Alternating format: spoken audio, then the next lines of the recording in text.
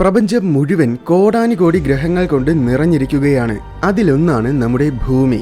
പ്രപഞ്ചത്തിലുള്ള മറ്റു ഗ്രഹങ്ങളിൽ നിന്നുമെല്ലാം ഭൂമിയെ വ്യത്യസ്തമാക്കുന്ന ഒരേയൊരു ഘടകം ഭൂമിയിലുള്ള ഇന്റലിജന്റ് ലൈഫ് മാത്രമാണ്, അതായത് മനുഷ്യർ.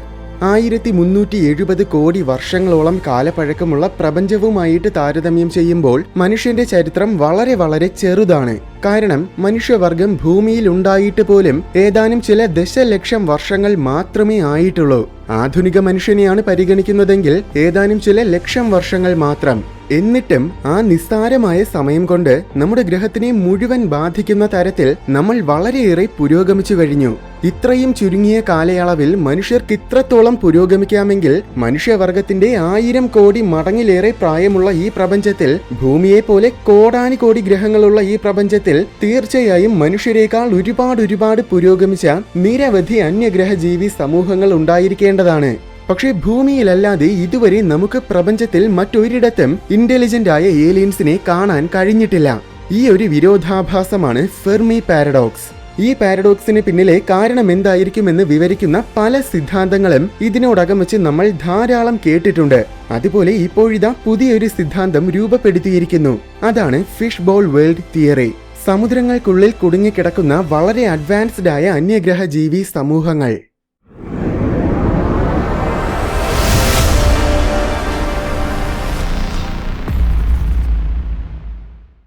നമ്മുടെ സൗരയൂഥത്തിൽ സൂര്യനിൽ നിന്നും ഒരുപാട് അകലെ പോകുമ്പോൾ ധാരാളം മഞ്ഞ് ലോകങ്ങളെ കാണാം. അതായത് ഉപരിതലം മുഴുവൻ മഞ്ഞ് കൊണ്ട് മൂടിക്കിടക്കുന്ന ലോകങ്ങൾ. അത് ചിലപ്പോൾ കുള്ളൻ ഗ്രഹങ്ങളുമാകാം, മറ്റ് ഗ്രഹങ്ങളുടെ ഉപഗ്രഹങ്ങളുമാകാം. ഇത്തരം മഞ്ഞ് ലോകങ്ങളെക്കുറിച്ച് മനസ്സിലാക്കിയതിന്റെ അടിസ്ഥാനത്തിലാണ് ഫിഷ് ബോൾ വേൾഡ് സിദ്ധാന്തം രൂപപ്പെടുത്തിയത്. ഈ മഞ്ഞ് ലോകങ്ങളെല്ലാം പ്രത്യക്ഷത്തിൽ വളരെ തീവ്രമായ സ്ഥലങ്ങളാണ്. നമുക്കറിയാവുന്ന ഒരു തരത്തിലുമുള്ള ജീവനും ഇവയുടെ ഉപരിതലത്തിൽ അതിജീവിക്കാനാകില്ല. അതികഠിനമായ തണുപ്പ് തന്നെയാണ് അതിന്റെ കാരണം. എന്നാൽ ഭൂരിപക്ഷം മഞ്ഞ് ലോകങ്ങൾക്കും ഒരു വലിയ പ്രത്യേകതയുണ്ട്. എന്താണെന്നാൽ ഈ മഞ്ഞിനടിയിൽ വളരെ വലിയ സമുദ്രമുണ്ടായിരിക്കും. സബ് സർഫസ് ഓഷൻ അഥവാ ഉപരിതലത്തിനടിയിലെ സമുദ്രമെന്നാണ് ഇത്തരം സമുദ്രങ്ങളെ പറയുന്നത്. എല്ലാ മഞ്ഞ് ലോകങ്ങൾക്കും ഇങ്ങനെ സബ് സർഫസ് ഓഷൻ ഉണ്ടായിരിക്കണമെന്നില്ല. പക്ഷേ നമ്മൾ സൗരയൂഥത്തിൽ കണ്ടിട്ടുള്ള ഭൂരിപക്ഷം മഞ്ഞ് ലോകങ്ങൾക്കും മഞ്ഞിനടിയിൽ സമുദ്രമുള്ളതായിട്ട് സ്ഥിരീകരിക്കപ്പെട്ടിട്ടുണ്ട്. അതിൽ കൂടുതൽ മഞ്ഞ് ലോകങ്ങളും ജൂപ്പിറ്ററിന്റെയും സാറ്റേണിന്റെയും ഉപഗ്രഹങ്ങളാണ്. എന്തായാലും സബ് സർഫസ് ഓഷൻസിന്റെ പ്രത്യേകത എന്നത് അവ വളരെ സുരക്ഷിതമായ സ്ഥലങ്ങളായിരിക്കും.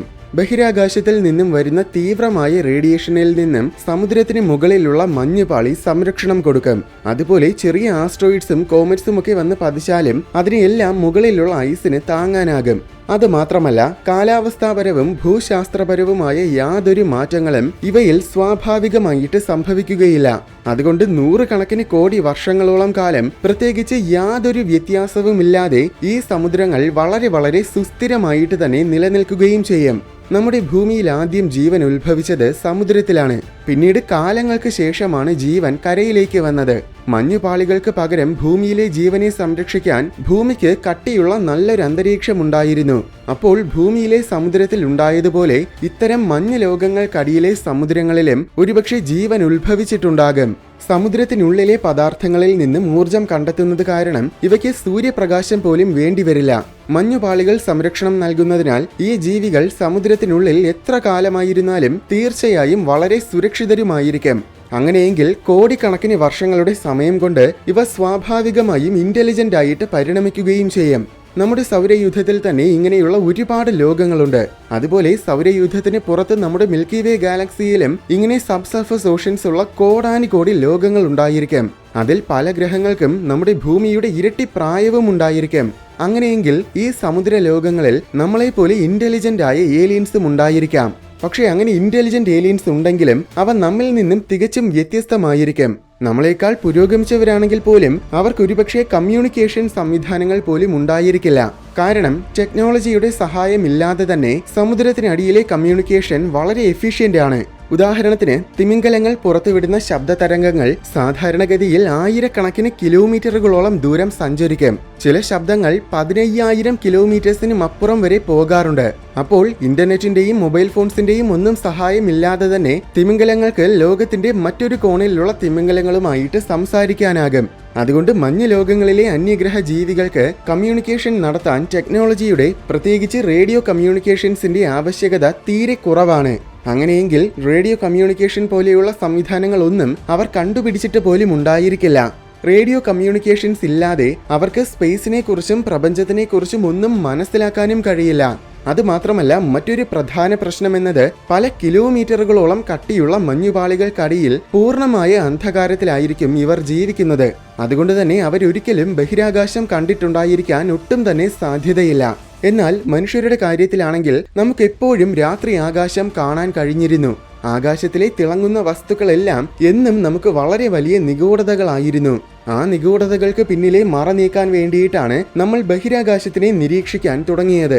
അങ്ങനെ സ്പേസിനെ നിരീക്ഷിക്കാൻ തുടങ്ങിയതിനാലാണ് കാലക്രമേണ നമ്മൾ പ്രപഞ്ച രഹസ്യങ്ങളും കണ്ടെത്താൻ തുടങ്ങിയത്. പക്ഷേ മഞ്ഞ് ലോകങ്ങളിലെ ജീവികൾക്ക് നോക്കാനായിട്ട് ആകാശം പോലുമില്ല. അങ്ങനെയെങ്കിൽ ഒരുപക്ഷെ അവരൊരിക്കലും പുറം ലോകത്തിനെ കുറിച്ച് ചിന്തിക്കുക പോലുമില്ല. ഒരുപക്ഷെ അവരുടെ സമുദ്രമാണ് മുഴുവൻ പ്രപഞ്ചമെന്നായിരിക്കും ചിലപ്പോൾ അവർ കരുതുന്നത്. അപ്പോൾ പിന്നെ ബഹിരാകാശ പര്യവേഷണം എന്ന ആശയം പോലും അവരുടെ മനസ്സിൽ ഉദിക്കില്ല. എന്തിനേറെ പറയുന്നു, അവരൊരു ഗ്രഹത്തിനുള്ളിലാണെന്ന കാര്യം പോലും അവർക്ക് തിരിച്ചറിയാൻ പറ്റില്ല. അപ്പോൾ പിന്നെ അവരൊരിക്കലും ടൈപ്പ് 1 തലത്തിലെത്താനുള്ള സാധ്യത പോലും തീരെ കുറവാണ്. അതുകൊണ്ട് അവരുടെ ഒരു തരത്തിലുമുള്ള ബയോ സിഗ്നേച്ചറും ടെക്നോ സിഗ്നേച്ചറും അവരുടെ സമുദ്രത്തിന് പുറത്തുണ്ടായിരിക്കില്ല. അത്തരം സിഗ്നേച്ചേഴ്സ് ഒന്നുമില്ലാതെ ഇന്റലിജന്റ് ഏലിയൻസിന്റെ ഒരു തെളിവും നമുക്ക് കണ്ടുപിടിക്കാനും പറ്റില്ല. അതുകൊണ്ടായിരിക്കും ഒരുപക്ഷെ ഏലിയൻസിനെ നമ്മൾ ഇതുവരെ കാണാത്തത്. അതിനു പുറമെ മറ്റൊരു കാര്യമെന്നത്, നമ്മൾ കണ്ടിട്ടുള്ള നല്ലൊരു ശതമാനം എക്സോ പ്ലാനറ്റുകളും ശരിക്കും സൂപ്പർ എർത്ത് ഗ്രഹങ്ങളാണ്. എന്നുവെച്ചാൽ ഭൂമിയേക്കാൾ മാസ് കൂടിയതും എന്നാൽ നെപ്റ്റ്യൂണിനെയും യുറാനസിനെയും പോലെയുള്ള ഐസ് ജെയിന്റുകളേക്കാൾ മാസ് കുറഞ്ഞതുമായ എക്സോ പ്ലാനറ്റുകൾ. ഐസ് ജെയിന്റ് ഗ്രഹങ്ങൾ എന്നത് ശരിക്കും മഞ്ഞ് ലോകങ്ങളല്ല, മറിച്ച് അവയും വാതക ലോകങ്ങൾ തന്നെയാണ്. എന്തായാലും ഇത്തരം എക്സോ പ്ലാനറ്റുകളിൽ പലതും മഞ്ഞ് ലോകങ്ങളായിരിക്കാനുള്ള സാധ്യതയുണ്ട്. അവയുടെ സബ് സർഫസ് ഓഷൻസിലും ചിലപ്പോൾ ഇന്റലിജന്റ് ഏലിയൻസ് ഉണ്ടായിരിക്കാം.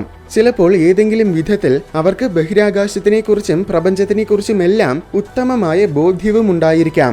പക്ഷേ സൂപ്പർ എർത്ത് ഗ്രഹങ്ങൾക്ക് ഉപരിതല ഗ്രാവിറ്റി കൂടുതലായതിനാൽ സ്വാഭാവികമായും അവയുടെ ഉപരിതലത്തിൽ നിന്നുമുള്ള എസ്കേപ്പ് വെലോസിറ്റിയും വളരെ കൂടുതലായിരിക്കും. അങ്ങനെയെങ്കിൽ ഇത്തരം ഗ്രഹത്തിലുള്ള ഏലിയൻസിന് അവരെത്ര തന്നെ ശ്രമിച്ചാലും, എത്ര തന്നെ വലിയ റോക്കറ്റുകൾ ഉപയോഗിച്ചാലും ഒരിക്കലും ഗ്രഹത്തിന്റെ എസ്കേപ്പ് വെലോസിറ്റിയെ മറികടന്ന് ബഹിരാകാശത്തിലെത്താൻ സാധിക്കില്ല. അതായത് അവരെന്നേക്കുമായിട്ട് അവരുടെ ഗ്രഹത്തിന്റെ സമുദ്രത്തിൽ കുടുങ്ങിക്കിടക്കുകയാണ്. താരതമ്യേന പറഞ്ഞാൽ ഒരു ഫിഷ് ബൗളിൽ കിടക്കുന്ന മീനിനെ പോലെ. അതുകൊണ്ടാണ് ഇതിന് ഫിഷ് ബൗൾ വേൾഡ് തിയറി എന്ന് പേര് നൽകിയിരിക്കുന്നത്. ഇത്തരം ഏലിയൻസിന് ബഹിരാകാശത്തിലേക്ക് ഒരു സാറ്റലൈറ്റ് അയക്കാൻ പോലും സാധിക്കില്ല. ഒരിക്കലും നമുക്ക് ഈ ഗ്രഹത്തിന് പുറത്തു കടക്കാൻ കഴിയില്ലെന്ന് തിരിച്ചറിയുമ്പോൾ പിന്നെ അവർക്ക് ബഹിരാകാശ പര്യവേഷണത്തിനോടുള്ള താല്പര്യവും കാലക്രമേണ ഇല്ലാതാകും. അതുകൊണ്ട് ബഹിരാകാശത്തിലേക്ക് നോക്കുന്നതിന് പകരം അവരുടെ സ്വന്തം ഗ്രഹത്തിനെ പരമാവധി സംരക്ഷിക്കാനായിരിക്കും അവർ ശ്രമിക്കുന്നത്. അവർക്ക് പുറത്തു കടക്കാൻ പറ്റാത്തതിനാൽ പ്രപഞ്ചത്തിൽ വേറെ ഏലിയൻസ് ഉണ്ടെങ്കിലും അവർക്കും ഇതുപോലെ അവരുടെ പ്ലാനറ്റിൽ നിന്നും പുറത്തു കടക്കാൻ പറ്റില്ലെന്നായിരിക്കും ഒരുപക്ഷെ അവർ കരുതുന്നത്. എങ്കിലും അവർക്ക് മറ്റ് ഏലിയൻസുമായിട്ട് കമ്മ്യൂണിക്കേറ്റ് ചെയ്യാമായിരുന്നു. പക്ഷേ നേരത്തെ പറഞ്ഞതുപോലെ ടെക്നോളജിയുടെ സഹായമില്ലാതെ തന്നെ സമുദ്രത്തിലെ കമ്മ്യൂണിക്കേഷൻ വളരെ എഫിഷ്യന്റ് ആണ്. അതുകൊണ്ട് അവർ റേഡിയോ കമ്മ്യൂണിക്കേഷൻസ് കണ്ടുപിടിക്കാനുള്ള സാധ്യത തീരെ കുറവായിരിക്കും. കാരണം അവർക്കതിന്റെ ആവശ്യമില്ല. റേഡിയോ സംവിധാനമില്ലാതെ സ്പേസ് കമ്മ്യൂണിക്കേഷനും സാധ്യമല്ല. അതുകൊണ്ടായിരിക്കും പ്രപഞ്ചത്തിൽ മറ്റൊരിടത്തും ഇതുവരെ നമ്മൾ ഇന്റലിജന്റ് ഏലിയൻസിനെ കാണാത്തത്. ഈ സിദ്ധാന്തം ശരിയായിരിക്കാനുള്ള സാധ്യത വളരെ കുറവായിരിക്കുമെന്നാണ് പല ശാസ്ത്രജ്ഞരും പറയുന്നത്. കാരണം ഈ സിദ്ധാന്തത്തിന് മുന്നിൽ പല അനുമാനങ്ങളും വയ്ക്കേണ്ടതുണ്ട്. ഏറ്റവും പ്രധാനമായി ഈ ഏലിയൻസ് ഒരിക്കലും ബഹിരാകാശം കണ്ടിട്ടുണ്ടായിരിക്കില്ല.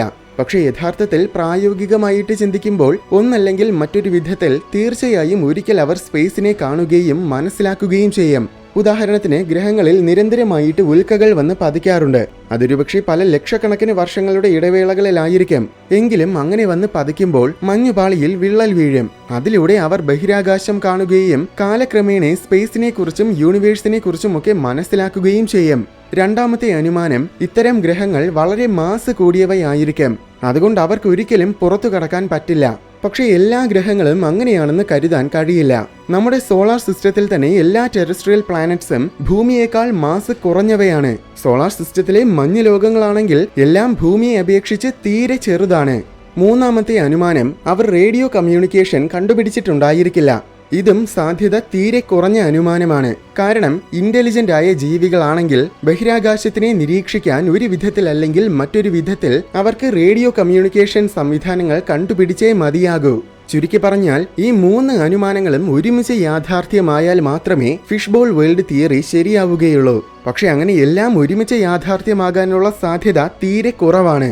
ഒരുപക്ഷെ പ്രപഞ്ചത്തിലെ അപൂർവം ചില ഗ്രഹങ്ങളുടെ കാര്യത്തിൽ ഈ സിദ്ധാന്തം ശരിയായിരിക്കാം. പക്ഷേ എന്ന് കരുതി പ്രപഞ്ചത്തിൽ മുഴുവൻ അഡ്വാൻസ്ഡ് ആയ ഏലിയൻസിനെ കാണാൻ കഴിയാത്തത് ഇതുകൊണ്ടാണെന്ന് പറയാൻ പറ്റില്ല. എന്തായാലും ഈ സിദ്ധാന്തത്തിനെ കുറിച്ചുള്ള നിങ്ങളുടെ അഭിപ്രായം എന്താണ്? മറക്കാതെ കമന്റ് ചെയ്യണം.